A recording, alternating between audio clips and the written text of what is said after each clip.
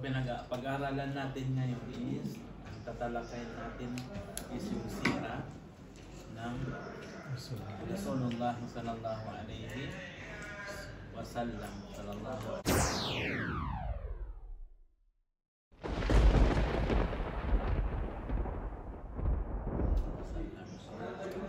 salasatu a'wamin fi su'abi Abi Talib. Talib.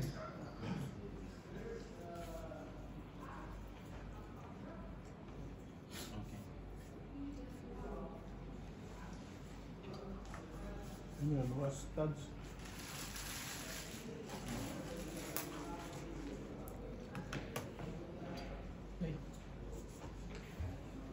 Ano yan? Wastad. Waalaikum. Waalaikumsalam. Pero yung pagbasa tayo ito, sino na? Wastad. Wastad al-Hasan. Wastad al-Hasan. Parang ano, dahil sa pagde-defense ng mga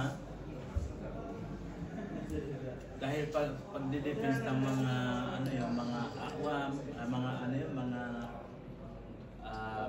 family ng Rasulullah alaihi wasallam sa kanya. So nagalit yung mga Quraysh. Nagalit ang mga Quraysh hanggang inano sila. Parang ano sila, ano yan? Binoykot. Binoykot sila Ang mga Quraysh. ng mga Quraysh. Waqafa'at anhumul miratu wal manda, at saka kinat nila yung mga pagkain at saka yung mga items. So walang mangyayari sa papagitan nila by at saka mga tulong, mga pagkain, yung lahat yun ay nakat. Falam Yakuno. yakunil musyrikuna yatarakkazuna ta'aman yadkhulu Makkah wala bai'an illa bidawnihi fashtaru. Hatta bal'ahum al-bihar. Falam yakun akan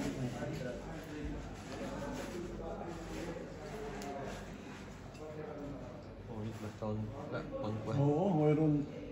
so lahat yung kinat nila, kinat ng mga dito musyrik. Yung mga pagkain na papasok sa Makkah at saka pagbenta at saka pagbili bidawri fashtaru. Para may ano lang siya, may dawr, may mga time. Hatta balagahumul juhud wal tajaw ila akhir awraqi wal juhud. So lahat yun ay nakat, yung mga pagbenta, hindi sila binibentahan, hindi din pwede sila bumili. So dahil sa situation na yun, parang lumala yung pagsasacrifice nila. Hanggat napilitan sila na kumain ng mga dahon at saka yung mga skin ng mga bahain, mga animals. Kasi wala na silang makain. Hindi sila pwede bumili, hindi din sila pwede bintahan. Pero panahon nyo, marami na sila, no? O mga family ng Family na. ng Abu Talib.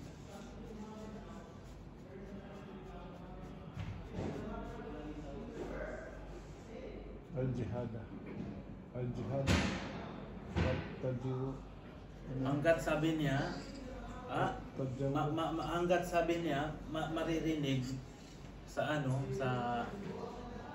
sa likod ng mga bato, Shu'ab na to parang parang cave, May cave mga sa likod ng mga cave or sa loob ganyan, mga aswatu nisaihim, mga voice, mga boses ng mga kababaihan nila at saka yung mga bata parang umiiyak na ganyan dahil sa gutom. La yasilu ilaihim shay'un illa sirra. Walang dumadating sa kanila na kahit ano except lang siya, secret. Yung dumadating sa kanilang pagkain ay nakatago. Hindi pwede ipaalam sa mga Quraysh. Pero mayroon dumarating sa kanila. Ha? Pero may May dumarating. dumarating sa kanila pero Secret. ano siya, secret. Pero konti lang kasi hindi basta-basta dalhan ng marami kasi mabibisto rin mga Yes. hindi sila lumalabas doon sa Shu'ab na yun, sa cave para bumili ng mga ano yun, ng mga kailangan, mga needs, except doon sa mga Ashurul, sa mga Ashurul Haram. Ashurul Hurum. Wa kanu yashtaruna min al-'ir allati tarumaka min kharijihi. Yung dati, yung ginagawa nila dati, bumibili sila sa mga ir, sa mga jamal, sa mga jamal o mga ano yun? Camel.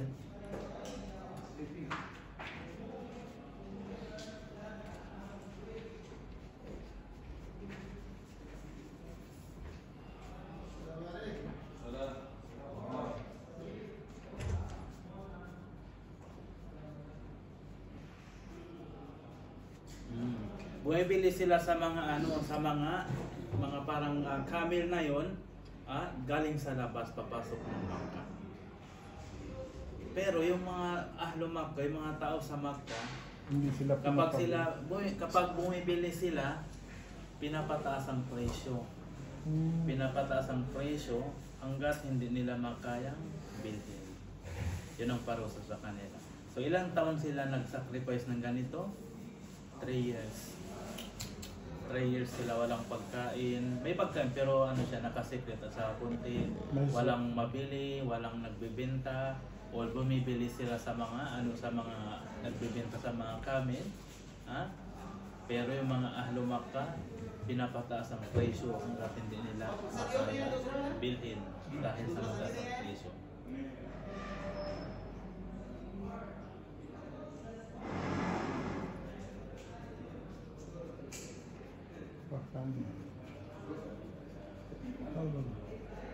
Wakano, yes.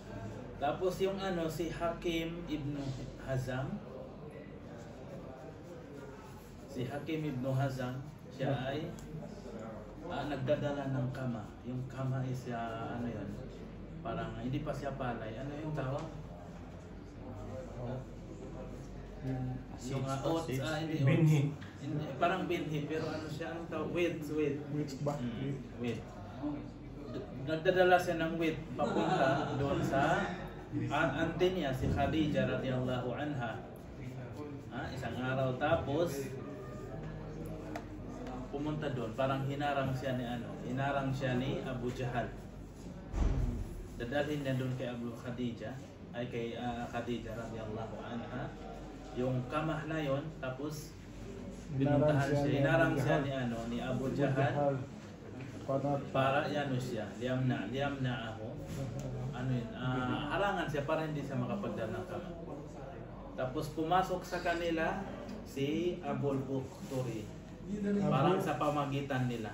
Si Abu Jahal, si Hakim ibn Hazam, si Abu Jahal. So papunta siya sa Khadija, tapos sinarang siya. So pumasok sa kanila yung third person, si Abul Bukhturi. Abu Bukhturi? Wa makkanahu min hamlil kam ila ammatihi, at saka pinayagan. Parang dinipensyahan siya, tinulungan siya para madala yung kama, yung wheat na yun papunta kay Khadija radhiyallahu anha. Tinulungan si Abu Bukhturi. Bukhturi. So, yun ang sakripisyo ng mga family ni Abu Talib sa pag-defense nila kay Propeta Muhammad sallallahu alaihi wasallam sa loob ng 3 years. 3 years sila nagsakripisyo sa ganitong situation. Wafatu Abi Talib Khadija. Ito ang tinatawag na sa pagkamatay ni Abu Talib at saka si Khadija radhiyallahu anha. Ito ang taon na tinatawag nila. Anong tawag nito? Sorrow. Sorrow. Ano yan? Yung taon ng malungkot. Oo. Sorrow. Ito ang tinatawag na taon na malungkot. Bakit? Namatay Kasi yung namatay uncle nagdidepend niya. sa kanya. Militar. Si Abu Talib at saka si Khadija. Khadija radhiyallahu Sabay-sabay sila, pagkabatay, sinong nauna sa kanila? Si Abu Talib. Butalib, bago Same si years Khadija. na same year. Hmm. Pisa ato, asrata. Pista natil Ashira sa ikasampu ng taon minal bi'satin nabawiyah. So anong ibig sabihin ng 10 taon? Ah? 10 taon mula sa pagkapropeta. Ah, 10 taon mula sa pagkapropeta ng Muhammad sallallahu alaihi wasallam. Doon Namatay. nagsimula. Nagsimula ang taon doon sa pagkapropeta ng Muhammad sallallahu alaihi wasallam. So after ng 10 years, na sinabi sa kanya, di ba, nag-reveal sa kanya at saka naging propeta na siya, naging nabi na siya. So after ng 10 years, namatay si Abu Talib at saka si Khadija. Abu Talib. Sanatil Ashira min al-bi'satin nabawiyah. Namatay yung dalawa. Tuwfiya Abu Talib amun Nabi sallallahu alaihi wasallam wa kana Abu Talib walladhi rabban Nabi sallallahu alaihi wasallam sabah wa hama wa yadahu ila badal ila ibadatillah. So si Abu Talib siya yung mga nagano sa kanya, Tulong. nag-alaga sa kanya. Nag-alaga mula sa pagkabata niya at saka nag-depend sa kanya, at saka tumulong sa kanya, tumulong sa kanya sa oras nagsimula ang da'wa patungo sa pag-ibadat sa Allah Subhanahu wa Ta'ala,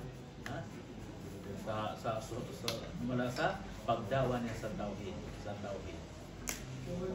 So dahil sa pagkamatay na to, nalungkot ang Prophet Muhammad sallallahu alaihi wasallam, sobra ang pagkalungkot niya. Bakit? Kasi isa sa mga defenses sa mga mahal na yung uncle niya. Yung uncle niya, dahil yun ang nagpaano sa kanya, yung nag-alaga, nag-defense, tumulong sa kanya. So, nang namatay siya is nalungkot yung Prophet Muhammad sallallahu alaihi wasallam. Tapos nito, after ng mga ilang mga araw ganyan, namatay na naman si Khadija radhiyallahu anha. Asawa niya. Asawa niya.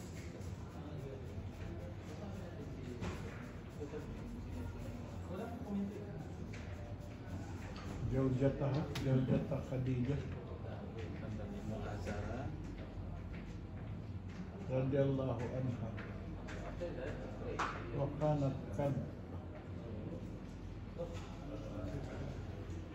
wa habta nafsiha. So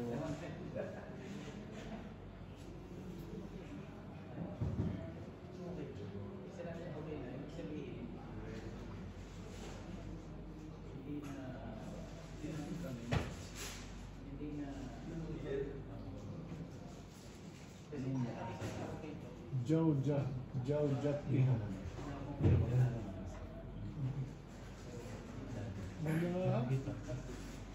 So, yung Khadija radhiyallahu an, parang ginis niya yung sarili